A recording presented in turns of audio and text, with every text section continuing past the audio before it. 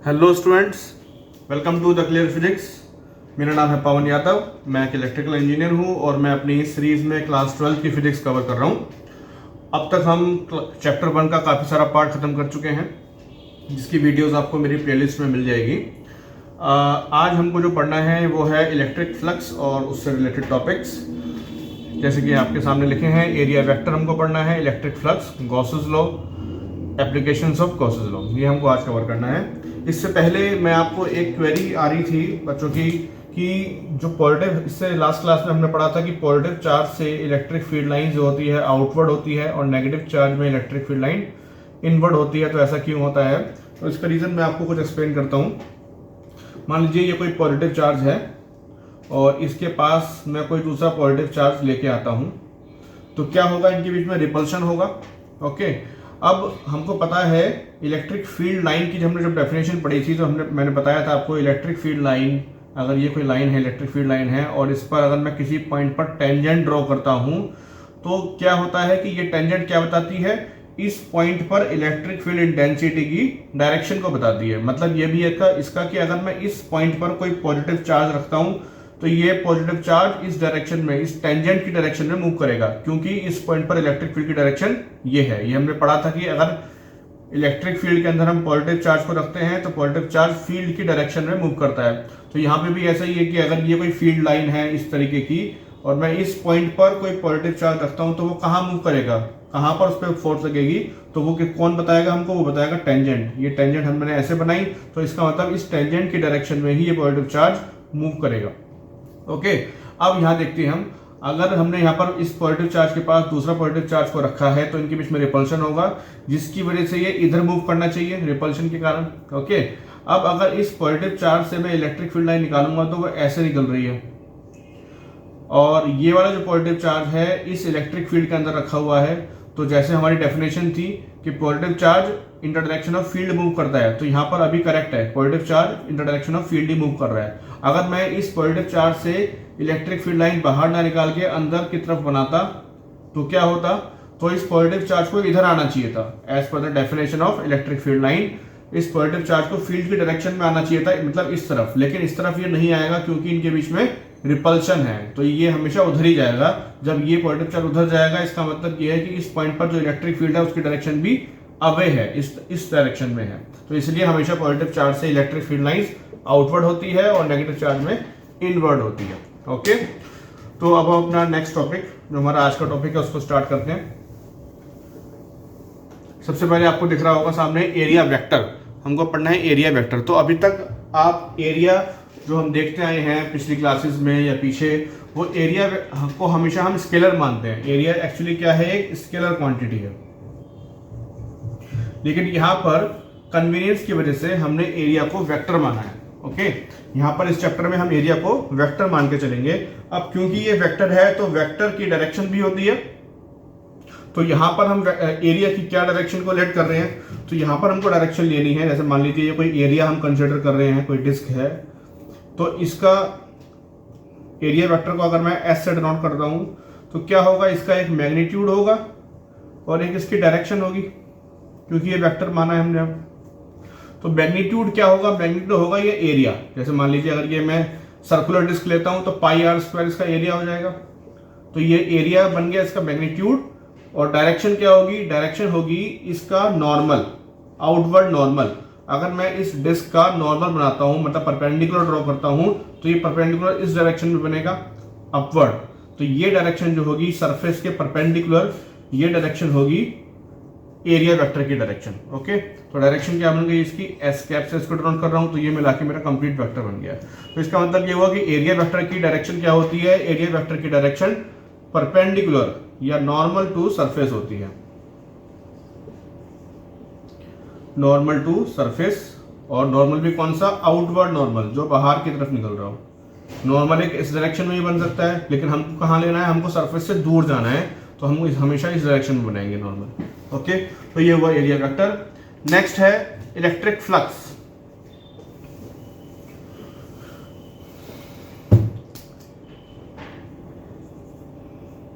Electric flux, electric flux क्या होता है? इलेक्ट्रिक फ्लक्स का मतलब ये है कि अगर ये कोई एरिया है, कोई डिस्क है और यहाँ से कुछ इलेक्ट्रिक फील्ड पास हो रहा है, तो कितना इलेक्ट्रिक फील्ड इस डिस्क से पास होगा पर यूनिट एरिया। मतलब क्या लिख सकते हैं हम इसको? Number of electric field lines passing through a unit area. तो number of electric field lines passing through a unit area, एक पर्टिकुलर एरिया से कितनी फील्ड लाइंस पास हो रही हैं उसको हम बोलते हैं फ्लक्स। ओके, और फील्ड लाइंस कैसे पास होनी चाहिए? ये पास होनी चाहिए परपेंडिकुलरली। मतलब ये है कि अगर ये कोई सरफेस है, ये मान लीजिए कोई शीट रखी है इस तरीके से, कोई शीट है, कोई सरफेस है और यहां से इलेक्ट्रिक फील्ड ऐसे पास हो रहा है, मतलब ये कितना एंगल बना रहा है? ये एंगल बना रहा है थीटा। ओके, तो हमको क्या करना पड़ेगा? हमको बनाना पड़ेगा, ये हमारा एरिया है, शीट है, ये शीट रखी है, कोई एरिया है और इस एरिया का एरिया वेक्टर अगर मैं बनाऊंगा तो बनेगा ऐसे परपेंडिकुलर, ये हो गया इसका एरिया वेक्टर। तो एरिया वेक्टर और इलेक्ट्रिक फील्ड के बीच में क्या एंगल बना? ये एंगल बना। तो इस एंगल को हम नहीं लेते हैं, हम एंगल लेते हैं angle between area vector and electric field, theta angle बना। अब अगर मैं इस E को, इस इलेक्ट्रिक फील्ड को दो पार्ट में डिसॉल्व करता हूं तो इधर इलेक्ट्रिक फील्ड आएगा E साइन थीटा और इधर इलेक्ट्रिक फील्ड आएगा E कॉस थीटा। तो हमको कौन सा इलेक्ट्रिक फील्ड चाहिए? हमको चाहिए परपेंडिकुलर वाला। मतलब ये जो सरफेस रखा हुआ है इससे ये वाला जो फील्ड है E कॉस थीटा, ये परपेंडिकुलरली पास हो रहा है, तो मेरे को खाली इसी फील्ड से मतलब होगा। तो हम निकालते हैं फ्लक्स। तो फ्लक्स निकालने का फॉर्मूला क्या है? फ्लक्स को फाई से डिनोट करते हैं और ये होता है area multiplied by electric field. तो यहां से क्या बना आपका? यहां पर एरिया क्या है? हम कुछ लेट कर लेते हैं, एस एरिया है, S multiplied by electric field कितना है? परपेंडिकुलरली जो जा रहा है इस एरिया के, वो है E कॉस थीटा। तो ये मेरा क्या बन गया? E S cos theta.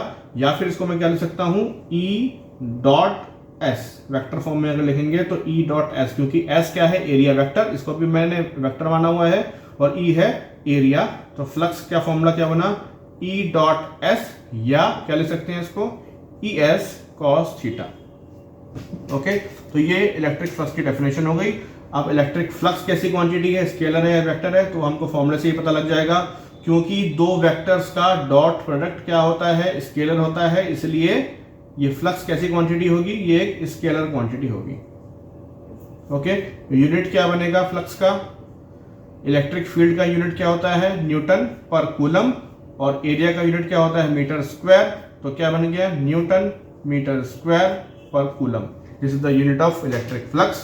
तो इलेक्ट्रिक फ्लक्स के बारे में मैंने आपको बताया। इलेक्ट्रिक फ्लक्स दोबारा बताता हूं आपको क्या होता है। Number of field lines passing through a unit area, एक पर्टिकुलर एरिया से कितनी फील्ड लाइंस पास हो रही है और कैसी पास होनी चाहिए वो फील्ड लाइंस? वो परपेंडिकुलरली पास होनी चाहिए, इसलिए हमने कंपोनेंट लिया कौन सा वाला? जो परपेंडिकुलर जा रहा था, उन दोनों को मल्टीप्लाई कर दिया एरिया के साथ और हमारे पास फाइनल फॉर्मूला निकल के आया E डॉट एस या E S cos theta. So this is electric flux. Okay, आगे बढ़ते हैं। आगे हमको पढ़ना है गॉसेस लॉ।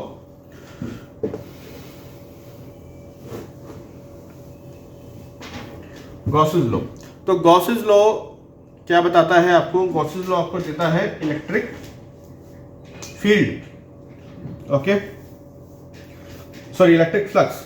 तो क्या बताता है? इसके एक्सप्रेशन क्या है? गॉसेस लॉ क्या बोलता है? गॉसेस लॉ बोलता है कि अगर ये कोई भी सरफेस है, मान लीजिए कोई क्लोज सरफेस है और इस सरफेस के अंदर कुछ चार्ज है Q, ओके, ये कोई सरफेस है, कोई स्फीयर है और इसके अंदर कुछ चार्ज है Q, तो इस Q चार्ज से क्या होगा? हर एक डायरेक्शन में, चारों डायरेक्शंस में इलेक्ट्रिक फील्ड पास हो रहा होगा। अगर ये पॉजिटिव चार्ज है तो क्या होगा? आउटवर्ड फील्ड निकल रहा होगा। अब ये सारा जो फील्ड है ये इस सरफेस से परपेंडिकुलरली पास हो रहा है, हमेशा सब जगह क्या हो रहा है? सरफेस से परपेंडिकुलरली ये फील्ड पास हो रहा है। जब परपेंडिकुलरली फील्ड पास हो रहा है इसका मतलब यहाँ पर कुछ इलेक्ट्रिक फ्लक्स भी होगी। ओके, सरफेस से क्योंकि इलेक्ट्रिक फील्ड पास हो रहा है परपेंडिकुलरली, इसका मतलब क्या होगी? यहाँ पर कुछ फ्लक्स होगी। तो ये गॉसेस थ्योरम क्या बोलता है कि ये जो फ्लक्स होगी वो किसके बराबर होगी? वो होगी 1/ε0 टाइम्स Q इनसाइड। मतलब किसी भी सरफेस के अंदर जो भी चार्ज है वो चार्ज मल्टीप्लाइड बाई 1/ε0, ये हमको क्या दे देगा? उस सरफेस से उस सरफेस के साथ लिंक होने वाली जितनी भी इलेक्ट्रिक फ्लक्स होगी वो हमको इस फॉर्मूले से मिल जाएगी। तो अगर हम अपना जनरल फॉर्मूला देखें, पीछे हमने अभी फॉर्मूला पढ़ा था E डॉट एस या E डॉट डी एस लिख लेता हूं। अगर मेरा छोटा सरफेस है, स्मॉल सरफेस मैंने लेट किया है, E डॉट डी एस लिख लेता हूं। और क्योंकि मैंने स्मॉल सरफेस लेट किया है तो पूरे सरफेस का अगर मेरे को फ्लक्स निकालना है तो मैं क्या करूंगा, उसका इंटीग्रेशन करूंगा। और क्योंकि मेरा सरफेस क्लोज सरफेस है तो ये इंटीग्रेशन ओवर क्लोज सरफेस होगा, इसलिए यहां पर सर्कल लगा देंगे और वेक्टर का sign is equal to 1/ε0 times Q inside. तो ये एक्सप्रेशन हो गई आपकी गॉसेस लॉ की। तो गॉसेस लॉ क्या बताता है, कैसे एक्सप्लेन करेंगे, कैसे डिफाइन करेंगे इसको। Gauss's law states that flux linked with A close surface is equal to 1/ε0 times the charge enclosed by the surface या charge inside the surface। Okay, ये आपका गॉसेस लॉ हो गया। अब गॉसेस लॉ का प्रूफ भी आपको करना है। प्रूफ करके, ये प्रूफ आपका एग्जाम में आता है, प्रूफ करके आपको दिखाना पड़ेगा कि ये फ्लक्स जो होगी वो इसके बराबर आएगी। तो कैसे प्रूफ करते हैं इसको देख लेते हैं। प्रूफ करने के लिए हम फिर से एक स्फीयर लेट कर रहे हैं। ये कोई स्फीयर है जिसके अंदर कुछ चार्ज है Q, इसका रेडियस है R। ओके, यहां पर हमने एक स्मॉल सरफेस लेट किया है, स्मॉल एरिया लेट किया है ds एरिया। इस ds एरिया का अगर मैं एरिया वेक्टर बनाऊंगा तो कैसा बनेगा, उसकी डायरेक्शन क्या आएगी, ऐसे आएगी, क्योंकि आउटवर्ड नॉर्मल बनता है तो इससे बाहर परपेंडिकुलर बनेगा ऐसे। और इस Q चार्ज से जो इलेक्ट्रिक फील्ड जा रहा होगा वो भी इस डायरेक्शन में जा रहा होगा, क्योंकि हमेशा इलेक्ट्रिक फील्ड ऐसे जा रहा होगा, ऐसे जा रहा होगा। पॉजिटिव चार्ज क्योंकि हमने लेट किया है तो आउटवर्ड निकल रहा होगा, और यहां पर अगर देखेंगे तो वो ऐसे आ रहा होगा। तो ये डायरेक्शन आपकी हो गई ds की, मतलब एरिया वेक्टर की, और ये डायरेक्शन हो गई आपकी E की। दोनों की सेम डायरेक्शन यहाँ पर आ गई है। ओके, तो अभी हम अपना डेफिनेशन के हिसाब से निकालते हैं इलेक्ट्रिक फील्ड, सॉरी फ्लक्स। तो फ्लक्स क्या होता है हमारा, E डॉट एस। ठीक है, क्योंकि हमने यहाँ पर स्मॉल सरफेस लेट किया है तो हम स्मॉल सरफेस लेंगे। तो अभी हम जो फ्लक्स निकाल रहे हैं वो स्मॉल सरफेस की वजह से आ रही है। Phi is equals to E into E dot D S. Okay, E dot D S, हमारे पास small flux I due to this small area ds। अब अगर हमको कंप्लीट सरफेस की वजह से फ्लक्स निकालनी है तो हम क्या करेंगे, हम इसको इंटीग्रेट करेंगे। तो क्या हो जाएगा, integration over close surface E dot ds। Okay, और क्योंकि यहां पर अभी हमने देखा था अगर हम दो वेक्टर्स का डॉट प्रोडक्ट है इसको खोलते हैं तो क्या होगा, ये हमारे पास इस तरीके से आ जाएगा, integration E ds cos theta. यहां पर ds और E के बीच में कितना एंगल है, 0 एंगल है, क्योंकि दोनों सेम डायरेक्शन में जा रहे हैं। और cos 0 की वैल्यू कितनी हो जाएगी, 1 हो जाएगी। तो हमारे पास फाइनली क्या बचेगा, E हम बाहर ले लेते हैं क्योंकि कांस्टेंट है, इंटीग्रेशन ऑफ ds, खाली ये बच गया हमारे पास। अब पूरे सरफेस पे अगर मैं इंटीग्रेशन करता हूं, मैंने अभी सरफेस का कौन सा लेट किया था, ये हमारा एक स्फीयर था, और स्फीयर का अगर मैं स्मॉल एरिया का इंटीग्रेशन करता हूं तो उनको क्या मिलेगा, पूरा स्फीयर का एरिया मिल जाएगा। पूरे स्फीयर का एरिया कितना होता है, ये होता है 4πr²। तो यहां से क्या निकल के आएगा, E इंटू 4πr²। ये हमारे पास फ्लक्स निकल के आ रही है। अब E की वैल्यू क्या होती है, हम पहले पढ़ चुके हैं, electric field due to a point charge. उसका फॉर्मूला क्या होता है, E इज इक्वल्स टू 1/4πε0, मतलब K इंटू Q/r²। तो हम E की वैल्यू उठा के यहाँ पुट करते हैं तो ये हो जाएगा 1/4πε0 Q, ये हमारा हो गया K Q/r²। ये इलेक्ट्रिक फील्ड हो गया, मल्टीप्लाइड बाई क्या था, 4πr²। 4π कैंसिल, r² कैंसिल, तो क्या बचा हमारे पास फाइनली, Q/ε0 बच गया। तो ये हमारे पास क्या आ गया, जो हमको गॉसेस लॉ ने बताया था वही आ गया है, हैंस प्रूव्ड। तो हमारा गॉसेस लॉ यहाँ पर हमने प्रूव कर दिया है। ओके, तो ये प्रूफ हुआ गॉसेस लॉ का, जो कि बहुत ही इंपॉर्टेंट है, आपके एग्जाम में बहुत बार पूछा जाता है। Okay, so let's move further. आगे हमको क्या पढ़ना है, एप्लीकेशंस पढ़नी है गॉसेस लॉ की। 2 एप्लीकेशंस आपको पढ़नी है। एक्चुअली आपके कोर्स में 3 एप्लीकेशंस थी, एक स्फेरिकल शेल भी था, लेकिन नेक्स्ट ईयर के लिए स्फेरिकल शेल आपके कोर्स में से डिलीट कर दिया गया है, ये आपके एग्जाम में नहीं आएगा। आपको खाली अब 2 ही एप्लीकेशंस पढ़नी है, वायर एंड शीट वाली। तो देखते हैं हम दोनों की एप्लीकेशंस।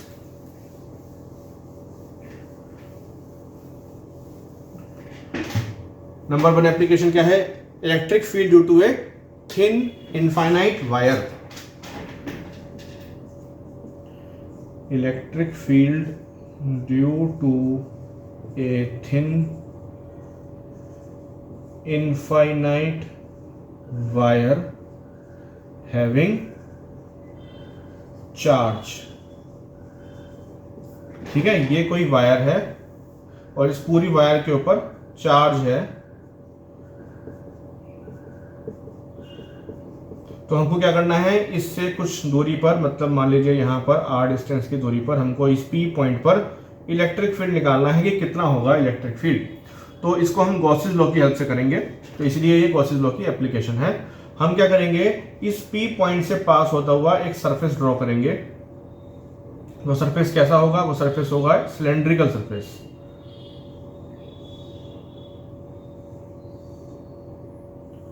ये हमने एक सिलेंड्रिकल सरफेस बनाया जो कि इस P पॉइंट से पास हो रहा है। और अब हम क्या करेंगे, इस सिलेंड्रिकल सरफेस जो हमने बनाया है इसको हम बोलते हैं Gaussian surface. Gaussian surface, okay. इस गॉसियन सरफेस की कितने सरफेसेस बन रहे हैं, एक्चुअली कितने एरियाज बन रहे हैं? तो नंबर 1, 2 और 3, 3 टाइप के एरियाज बन रहे हैं। एक तो ये कर्व्ड एरिया होगा इसका, एक इधर एरिया बनेगा सर्कुलर, और एक इधर एरिया बनेगा इसका सर्कुलर एरिया। तो अभी हम इसका इलेक्ट्रिक फ्लक्स निकालते हैं। फाई इज इक्वल्स टू क्या क्या होगा, देखिए इसका जो एरिया वेक्टर बनेगा वो इस डायरेक्शन में आएगा, इसका एरिया वेक्टर इस डायरेक्शन में आएगा, एस कैप, यहाँ पे भी एस कैप लिख लेते हैं। और यहाँ पर ये जो कर्व्ड एरिया है इसका एरिया वेक्टर इस डायरेक्शन में आएगा, एस कैप, ओके। अगर मैं इनको नाम दूं तो ये S1 हो गया, ये फर्स्ट सरफेस था मेरा, ये S2 हो गया और ये S3 हो गया। अब इलेक्ट्रिक फील्ड अगर मैं देखूं तो इलेक्ट्रिक फील्ड इस पॉजिटिव चार्ज वायर से कैसे जाएगा, बाहर की तरफ निकल रहा होगा ऐसे, ये इलेक्ट्रिक फील्ड हो गया और ये इलेक्ट्रिक फील्ड हो गया। ठीक है, अब हम फॉर्मूला लिखते हैं अपना अलग अलग सरफेसेस का। फर्स्ट सरफेस का क्या होगा, अगर मैं इस सरफेस की बात करूं तो इलेक्ट्रिक फील्ड डॉट या S लिख लेते हैं, ES जो भी इसका एरिया है, ES S1 और cos कितना होगा, इलेक्ट्रिक फील्ड जा रहा है ऐसे और सरफेस का जो एरिया वेक्टर बन रहा है वो ऐसे जा रहा है, तो इनके बीच में कितना एंगल बनेगा, 90 डिग्री का एंगल बनेगा। तो यहाँ पे लिखूंगा मैं cos 90, ओके। सेकंड सरफेस कौन सा हुआ, ये वाला हुआ। इसका भी देखते हैं, इलेक्ट्रिक फील्ड ऐसे जा रहा है और यहाँ से एरिया वेक्टर ऐसे जा रहा है, तो एंगल कितना बना, यहाँ पे भी 90 का एंगल बनेगा। तो क्या हो जाएगा, ES2 cos 90 डिग्री। ये हमारे इन दोनों सरफेस की वजह से फ्लक्स आ गई, प्लस ये जो कर्व सरफेस है इसकी वजह से क्या फ्लक्स होगी, तो कर्व सरफेस का फ्लक्स निकालते हैं, ES3। और यहाँ पर आप देख रहे हैं इलेक्ट्रिक फील्ड ऐसे जा रहा है और एरिया वेक्टर भी ऐसे ही बन रहा है इसका परपेंडिकुलर, मतलब इसका दोनों की डायरेक्शन कैसी है, सेम है, तो एंगल 0 हो जाएगा। तो cos 0 डिग्री हो गया, ओके। अब cos 90 की वैल्यू 0 होती है, तो ये पार्ट आपका 0 हो गया, ये वाला पार्ट भी आपका 0 हो गया। आपके पास क्या बचा, खाली ES3 cos 0 की वैल्यू हो गई 1। और ये S3 कौन सा एरिया है, ये कर्व सरफेस वाला एरिया है। तो कर्व सरफेस एरिया कितना होता है, वो हमको पता है, E into 2πr into L। ये कर्व सरफेस एरिया होता है एक सिलेंडर का। तो यहां से फ्लक्स क्या निकल गया है, E इंटू 2πrl। अब हम लगाते हैं गॉसेस थ्योरम। गॉसेस थ्योरम क्या बोलता है कि जो भी फ्लक्स होगी किसी भी क्लोज सरफेस के साथ वो क्या होगी, Q inside upon epsilon not के बराबर होगी। और Q इनसाइड कितना होगा, हमने ये इनफाइनाइट हमारी कैसी वायर है, इनफाइनाइट वायर है। तो इनफाइनाइट वायर है तो हमने यहाँ पर लेट किया है कि लैम्डा जो है वो यहाँ पर लीनियर चार्ज डेंसिटी है, लीनियर चार्ज डेंसिटी मतलब चार्ज पर यूनिट लेंथ जो है वो लैम्डा है। और अभी हमने मान लीजिए L लेंथ इसकी लेट करी है, तो L लेंथ की वजह से कितना चार्ज होगा, वो होगा लैम्डा इंटू L। ये आपका इस L लेंथ का, अगर यहां से यहां तक की लेंथ जो है वो L है, तो L लेंथ का चार्ज कितना आ गया, लैम्डा इंटू L आ गया। तो अब हम देखते हैं फ्लक्स का फॉर्मूला क्या बनेगा। ये हमारा फर्स्ट इक्वेशन हो गई जो हमने ड्राइव करके निकाला है, और सेकंड इक्वेशन गॉसेस लॉ से, बाई गॉस लॉ फ्लक्स कितनी आई, flux I Q inside upon epsilon naught, और Q इनसाइड कितना निकल के आया हमारा, lambda L upon epsilon naught, okay. Number 2, अब दोनों को इक्वेट कर देते हैं फ्रॉम 1 and 2। फ्रॉम 1 and 2 क्या मिला हमको मिला E 2 pi r l is equals to lambda l upon epsilon naught, और यहाँ से L और L कैंसिल हो गया। E इज इक्वल्स टू क्या निकल के आया, E इज इक्वल्स टू आ गया lambda upon 2 pi r epsilon not. तो ये हमारा इलेक्ट्रिक फील्ड का फॉर्मूला निकल के आया due to thin infinite wire having charge. Okay, lambda upon 2 pi r epsilon naught. Next application, ये हमने अभी एक एप्लीकेशन कंप्लीट कर लिया। नेक्स्ट एप्लीकेशन है sheet of charge, thin infinite sheet of charge.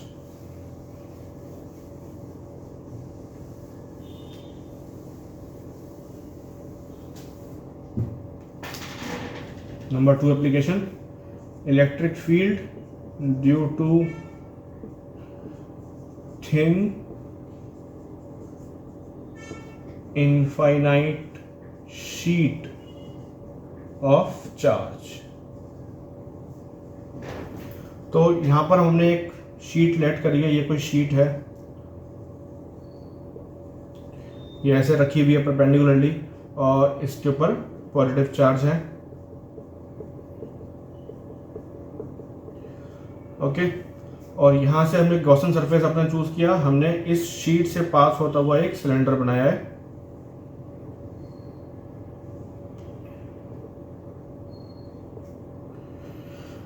Okay, अब हमको निकालना है फिर से अपना इलेक्ट्रिक फील्ड। तो इसका एरिया हम लेट कर लेते हैं, ये एस एरिया है, इसका रेडियस आर है और ये भी एस एरिया होगा। और यहाँ पर जो जहां से ये पास हो रहा है, ये अगर शीट ऐसे रखी होगी और शीट से हमने ऐसे सिलेंडर को पास कराया है, तो ये जो क्रॉस सेक्शन इससे पास हो रहा होगा उसका एरिया भी ऐसे ही होगा। ओके, अब हम देखते हैं इससे जो इलेक्ट्रिक फील्ड जाएगा इस पॉजिटिव चार्ज शीट से वो ऐसे जा रहा होगा, क्योंकि आउटवर्ड निकलेगा, यहाँ से भी ऐसे जा रहा होगा और यहाँ पर ऐसे जा रहा होगा। यहाँ पर जो एरिया वेक्टर बनेगा उसकी डायरेक्शन ऐसे होगी परपेंडिकुलर टू सरफेस, यहाँ पर भी ऐसे होगी, ये ई है और ये आपका एस है, एस कैप है, ये एस कैप है और ये ई है।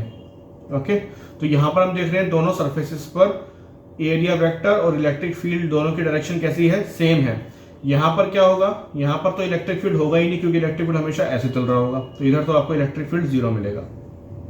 ओके, अब देखते हैं फ्लक्स हमारी, इसका मतलब दो ही सरफेस की वजह से होगी, एक इसकी वजह से होगी और एक इसकी वजह से होगी। यहाँ पर तो कोई इलेक्ट्रिक फील्ड जा ही नहीं रहा है इस डायरेक्शन में, तो फ्लक्स निकालते हैं। फाइव इज इक्वल्स टू, इस सरफेस की फ्लक्स निकालते हैं पहले, E S cos 0 degree plus E S cos 0 degree, तो ये मिलके क्या आ गया 2ES, कॉस 0 की वैल्यू 1 हो गई, 2ES आ गया। Now by Gauss theorem, Gauss theorem से अगर हम देखते हैं तो क्या होगा, flux is equals to Q inside upon epsilon naught, ये हमारा डेफिनेशन होती है गॉस थ्योरम की। अब इस सरफेस के अंदर ये जो हमने सिलेंड्रिकल गॉसियन सरफेस बनाया है, इसके अंदर कितना चार्ज होगा, तो इसके अंदर सिर्फ उतना ही चार्ज होगा जितना ये जो एरिया बन रहा है शीट का, जो जिससे ये सिलेंडर पास हो रहा है, इस शीट के अंदर जितना चार्ज है, इस वाले पार्ट के अंदर जितना चार्ज है, वही चार्ज सारा आपका इस सिलेंडर के अंदर होगा। अब हम यहाँ पर लेट कर रहे हैं कि सिग्मा जो है वो क्या है, surface charge density, surface charge density मतलब कि charge per unit surface area. तो इस इतने एरिया के अंदर कितना चार्ज होगा, कैसे निकालेंगे, क्यू इनसाइड मतलब जो हमारा होगा वो क्या होगा, सिग्मा मतलब surface charge density multiplied by ये वाला एरिया, और ये एरिया क्या ले रहे हैं हम, इस एरिया को हम लेट कर रहे हैं एस। ओके, तो ये क्यू इनसाइड आ गया, क्यू इनसाइड की वैल्यू यहाँ पर हम पुट करते हैं, तो फ्लक्स कितना आएगा, sigma S upon epsilon naught, ये फर्स्ट इक्वेशन, ये second equation, from 1 and 2, from 1 and 2 क्या आया, 2ES is equals to sigma S upon epsilon naught, यहाँ से एस एस कैंसिल हुआ और ई की वैल्यू क्या निकल के आई, सिग्मा अपॉन 2 एप्सिलॉन नॉट। तो ये हमारे पास फाइनली फॉर्मूला निकल के आया, किसके लिए, electric field due to thin infinite sheet of charge. याद रखिए ये थिन शीट है, थिन शीट के लिए फॉर्मूला है, थिक के लिए नहीं है। थिक शीट का फॉर्मूला अलग होता है, उसकी डेरिवेशन आपको नहीं करनी है, आप याद रखिएगा ये थिन का है। और E electric field due to thick sheet of charge. अगर मोटी शीट है, मतलब मोटी शीट का मतलब ये है कि यहाँ पर दो सरफेसेस बनेंगे, एक सरफेस इधर बनेगा और एक सरफेस इधर बनेगा, तो दोनों का फील्ड ऐड हो जाएगा, इसलिए यहाँ पर क्या हो जाएगा, इसका डबल कर देंगे हम। तो ये आपके पास बचेगा सिग्मा अपॉन एप्सिलॉन नॉट। ये थिक शीट का हो गया। इसकी डेरिवेशन आपको नहीं करनी है, बस आपको डेरिवेशन इसकी ही करनी है। तो ये हमारी दोनों एप्लीकेशन हो गई गॉसेस लॉ की। इसी के साथ ये चैप्टर हमारा जो है चैप्टर 1 क्लास 12 का ये खत्म हो गया है। मेजर टॉपिक्स मैंने इससे कवर करा दिए हैं आपको। नेक्स्ट वीडियो में हम इसके कुछ इंपॉर्टेंट न्यूमेरिकल्स देखेंगे जो बहुत बार एग्जाम में पूछे जाते हैं। इस वीडियो में इतना ही। अगर आपको ये वीडियो अच्छी लगी हो तो प्लीज़ लाइक करिए। अगर आप चैनल पर नए आए हैं तो इसको सब्सक्राइब कीजिए चैनल को, और इस वीडियो को ज़्यादा से ज़्यादा शेयर कीजिए। Thank you. अगर आपको कोई डाउट है तो आप कमेंट सेक्शन में पूछ सकते हैं। Thank you.